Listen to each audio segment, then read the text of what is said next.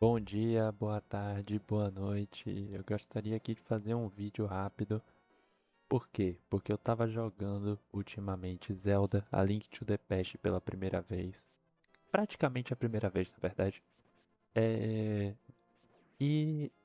e eu notei ao longo do jogo, no caso na introdução do jogo e na história do jogo, e mais pro final do jogo, não é um spoiler tão grande, mas ainda conta como spoiler. É... Eu notei elementos no jogo que me lembram muito Undertale e Deltarune, tipo, explicitamente, sabe? E considerando que no capítulo 3 tivemos aquela sessão do capítulo 3 que era o joguinho que o Tena botava a gente pra jogar naquele console, que depois que eu joguei Zelda 1, assim, depois eu descobri que era basicamente Zelda 1 de NES, aquele negócio. Uma inspiração para Undertale e Deltarune que não é muito citada, mas que pelo jeito é uma inspiração que eu gostaria de mostrar aqui as provas, é Zelda A Link to the Past, que é um jogo inclusive que eu achei até que legal, eu recomendo, eu acho legal. Tem umas partes que eu fiquei meio sem saber o que era para fazer, que usei detonado, walkthrough, como você quiser chamar, mas em geral eu gostei do jogo, e olha que eu não costumo gostar tanto assim de Zelda.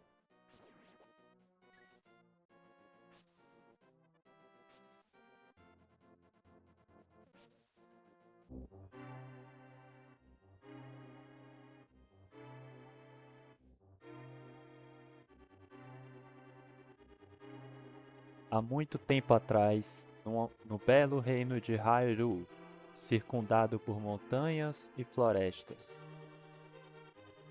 as lendas contam sobre um poder onipotente e onisciente, o poder dourado que residia numa ilha escondida. Muitas pessoas agressivamente buscaram entrar à escondida Terra Dourada, mas ninguém jamais retornou. Um dia, um poder maligno começou a fluir da Terra Dourada. Então o rei ordenou que 7 sábios homens selassem o portão para a Ilha do Poder Dourado. Aquele selo deveria ter permanecido por toda a eternidade. Mas, quando esses eventos foram obscurecidos pela passagem do tempo e se tornaram lenda,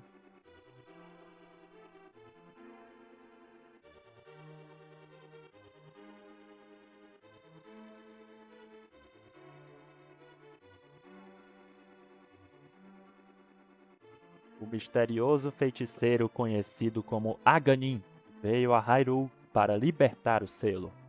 Ele eliminou o bondoso rei. Através de magia maligna, ele começou a fazer os descendentes dos 7 magos desaparecerem, um após o outro. E a hora do destino para a princesa Zelda Tá se aproximando.